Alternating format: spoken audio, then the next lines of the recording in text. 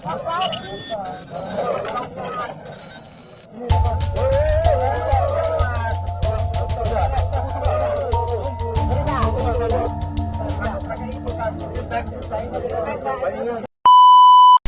Wak, terima kasih udah mau singgah di videoku. Oke Wak, malam ini aku mau menceritakan sebuah kasus kriminal yang cukup menggemparkan masyarakat Sumatera Utara pada tahun 1997.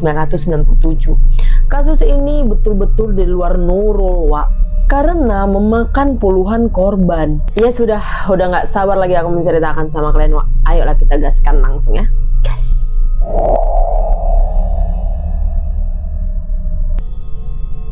Tapi sebelum aku masuk ke kronologinya, aku mau menjelaskan sedikit tentang latar belakang Suranji ya Wak.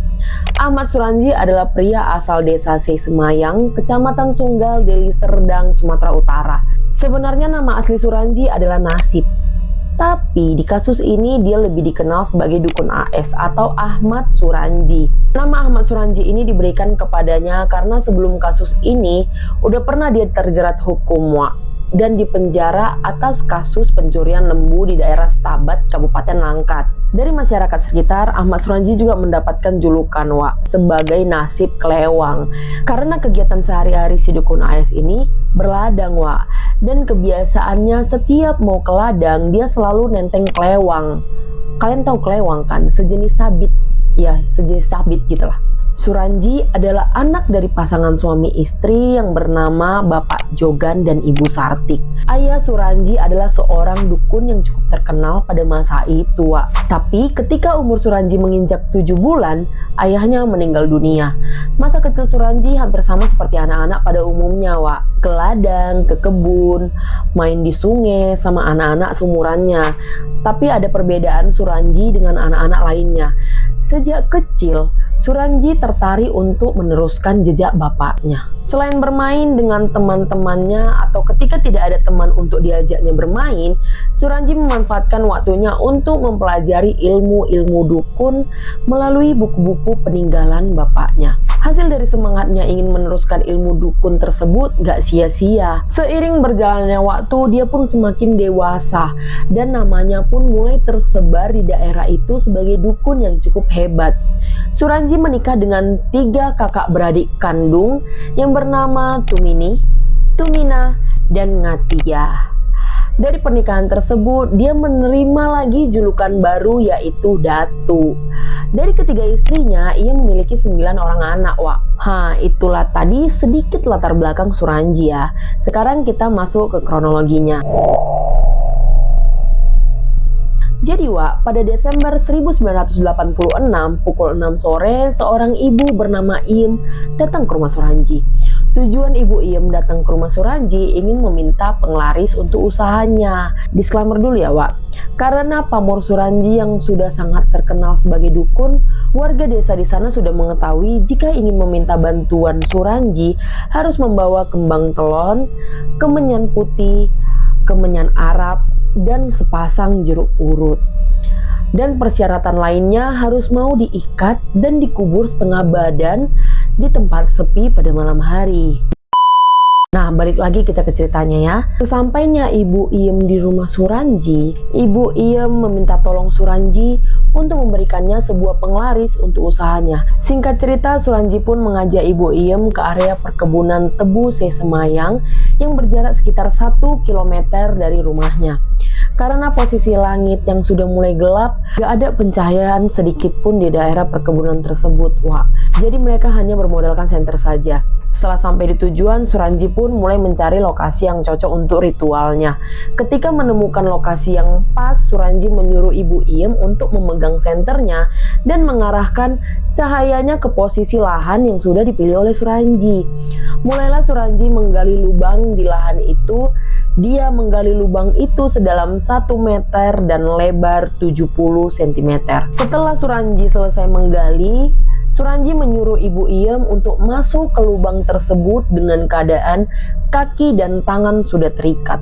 Kemudian dia kembali menutup lubang tersebut dengan tanah. Setelah selesai menutup lubang, Suranji berjongkok tepat di depan kepala Ibu Iem. Pada saat itulah Suranji menyandarkan kepala Ibu Iem ke pahanya dan tangan kirinya menutup hidung serta mulut Ibu Iem, sedangkan tangan kanannya mencekik Ibu Iem.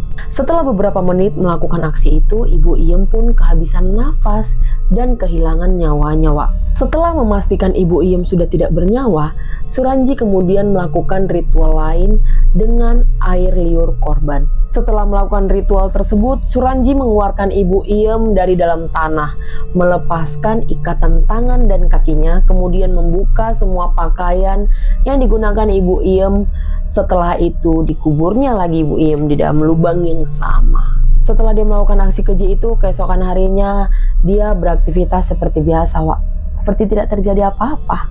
Tindakan keji itu dilakukannya berulang dengan pola yang sama sampai pada tahun 1997. Bayangkan 10 tahun dia melakukan itu tapi bisa nggak ketahuan. Inilah di tahun 1997 inilah ketahuan, Pada April 1997, warga dusun Aman Damai dibuat geger ketika seorang pemuda menemukan jasad tanpa busana di ladang tebu. Jasad tersebut berjenis kelamin perempuan yang bernama Sri Kemala Dewi. Polsek Sunggal pun mulai menurunkan tim untuk menyelidiki kasus ini, Seperti yang kita tahu, kalau ada kasus seperti ini, pasti yang dicurigai pertama kali adalah orang yang terdekat kan, Awalnya polisi mencurigai Tumin, mantan suami Dewi, karena penduduk sekitar mengatakan mereka berdua sering bertengkar. Tapi polisi tidak memiliki bukti bahwa Tuminlah pelakunya, Seorang warga bernama Andreas mengaku sempat mengantarkan Dewi ke rumah Suranji untuk berkonsultasi sebelum dikabarkan hilang. Pak, sebenarnya beberapa hari yang lalu aku yang antar Kak Dewi ini ke rumah Suranji. Dan memang pas ku antar itulah terakhir kali aku melihat Kak Dewi, Pak. Polisi pun mulai bertanya detail sama Andreas, Berarti Ibu Dewi ini terakhir kali terlihat waktu diantar ke rumah Bapak Suranji, ya? Iya, Pak, kata Andreas. Ya sudah, tolong antarkan kami ke rumah Bapak Suranji sekarang. Kemudian Andreas dan pihak kepolisian mendatangi rumah Suranji, Sesampainya di rumah Suranji, polisi pun mengetuk rumah Suranji, Selamat siang, Pak. Kami dari kepolisian. Apa benar Ibu Dewi beberapa hari yang lalu datang ke rumah ini? Tahu kalian, apa yang dijawab Suranji? Dewi memang pernah datang ke sini beberapa hari yang lalu, Pak. Tapi setelah maghrib, Dewi berpamitan pulang ke rumahnya sendiri. Disinilah udah ganjal seharusnya, Ganjal. Janggal. Inilah udah janggal seharusnya, Kok bisa Suranji langsung ngasih keterangan sedetail itu? Padahal pihak kepolisian hanya bertanya, Dewi pernah kesini atau enggak, iya kan? Polisi pun langsung bisa ya sebenarnya ngebaca, cuman nggak ada, kurang bukti, kalau untuk menahan Suranji. Begitu ya.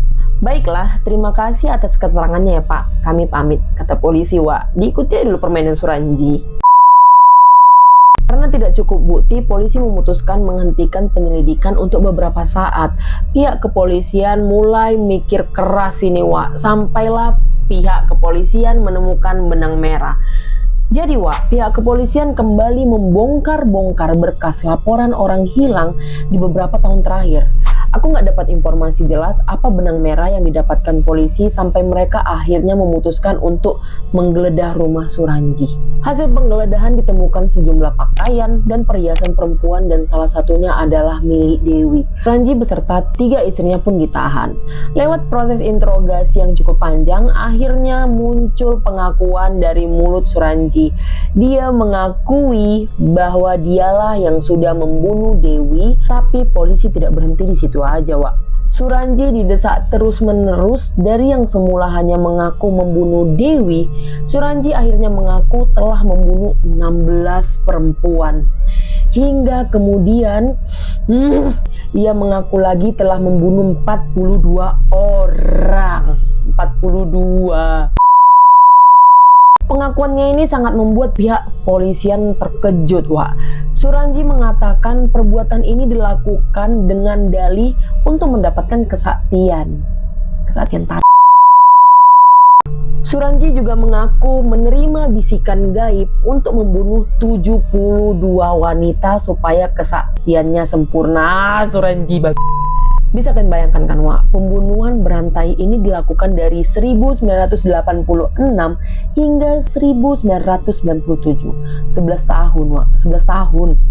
Istri tertua Suranji yang bernama Tumini, dialah yang membantu Suranji melakukan hal keji ini. Sedangkan istrinya yang dua lagi nggak terlibat sama sekali, Wak. Pada akhirnya Suranji dan Tumini pun resmi ditahan. 22 Desember 1997, Suranji menjalani persidangan di Pengadilan Negeri Lubuk Pakam, Sumatera Utara. Saking gemparnya kasus ini, masyarakat berbondong-bondong menonton jalannya persidangan. Pihak Pemda Deli Serdang menyiapkan tenda besar serta 4 televisi monitor untuk masyarakat yang nggak kebagian tempat duduk di ruang sidang. Suasana persidangan saat itu dijaga ketat, Wak, sampai melibatkan 4 peleton polisi. Satu peleton polisi itu terdiri dari 30 sampai 50 orang. Yang artinya kalau 4 peleton yang menjaga persidangan itu berarti 120 hingga 200 polisi dikerahkan untuk khusus kasus ini aja. Dalam persidangan, Suranji menolak laporan berita acara pemeriksaan polisi, Wak. Beberapa kali dia membantah tudingan telah membunuh 42 orang dengan dalih pengakuannya yang telah membunuh 42 orang wanita tersebut disebabkan oleh paksaan selama interogasi. Gak cuma itu, istrinya Tumini yang bersekutu dengan Suranji pun juga membantahnya. Semua tuduhan jaksa dianggap sebagai kebohongan besar. Inilah yang membuat persidangan pun berjalan cukup alot, Wak. Dan pada akhirnya, pada 27 April 1998, hakim yang diketuai Haugo Aruhareva menjatuhkan putusan bahwa Suranji dijatuhi hukuman mati. Sedangkan Tumini divonis penjara seumur hidup. Dan katanya ya, Wak, Suranji sempat mengajukan banding dan kasasi, tapi tidak ada perubahan hukuman dari kasus ini. Suranji dan Tumini dijebloskan ke Lembaga Permasyarakatan Kelas 1 Tanjung Gusta, Medan. Suranji mengajukan permohonan garasi kepada Presiden Megawati Soekarno Putri pada Agustus 2004. Tapi pada era Bapak Presiden Susilo Bambang Yudhoyono lah permohonan itu baru dijawab dan hasilnya ditolak. Ya iyalah, 42 orang loh dibunuhnya. Masa minta keringanan hukuman lagi dia? Yang mana bisa lo, udah gila kau Suranji. Menjelang pelaksanaan hukuman mati, Suranji mengajukan permohonan terakhir ke pengadilan untuk bertemu dengan keluarganya, termasuk Tumini. Pada tanggal 10 Juli 2008, Suranji dihukum mati. Oke, Wak, jadi itu tadi kasus tentang pembunuhan berantai Ahmad Suranji. Mudah-mudahan kejadian ini tidak terulang lagi dan kita selalu dilindungi dimanapun kita berada ya, Wak. Kita doakan juga supaya para korban dapat beristirahat dengan tenang. Kalau ada saran-saran atau ide-ide aku mau bahas apa di next video, kalian boleh komen di bawah.